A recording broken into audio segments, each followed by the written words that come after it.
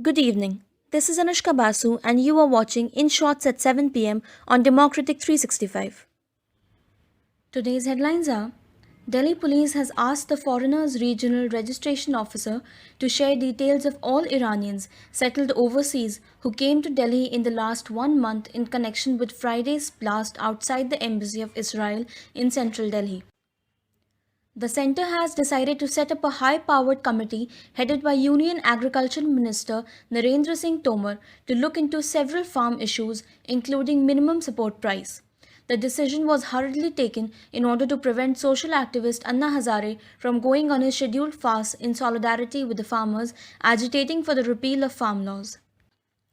The government is set to introduce the Cryptocurrency and Regulation of Official Digital Currency Bill during the current session of Parliament to ban private cryptocurrencies while putting in place a framework for the launch of a digital currency by the Reserve Bank of India.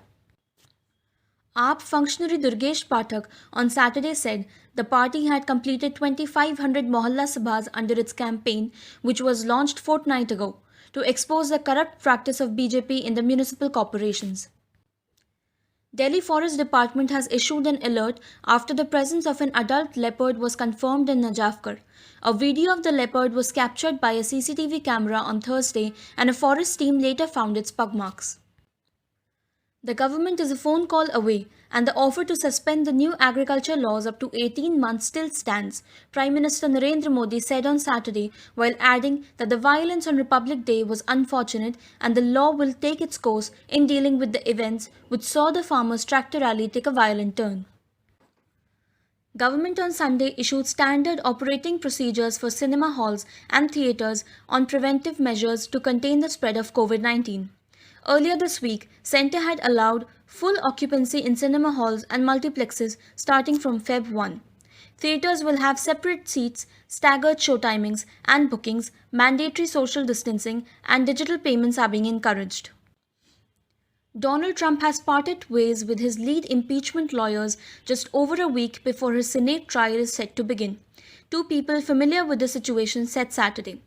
Butch Bowers and Deborah Barbeer, both South Carolina lawyers, are no longer with Trump's defense team. One of the people described the parting as a mutual decision. A farmer's caravan of at least 700 vehicles, including tractor trolleys, cars, buses, and other means of transport, will march towards Delhi's Tikri border on Sunday to bolster the agitation against the three farm laws. The BCCI will conduct the 14th edition of the IPL at home and has earmarked the Wankhede, Brabant Stadiums, DY Patil Stadium, Reliance Cricket Stadium in Navi Mumbai, and the Maharashtra Cricket Association Stadium on the outskirts of Pune for the same. Demanding money from the wife is a vague term and can't be considered harassment as per Section 498A of the IPC. The Nagpur bench of Bombay High Court has ruled while acquitting a man who was accused of abetting wife's suicide 9 years after their marriage.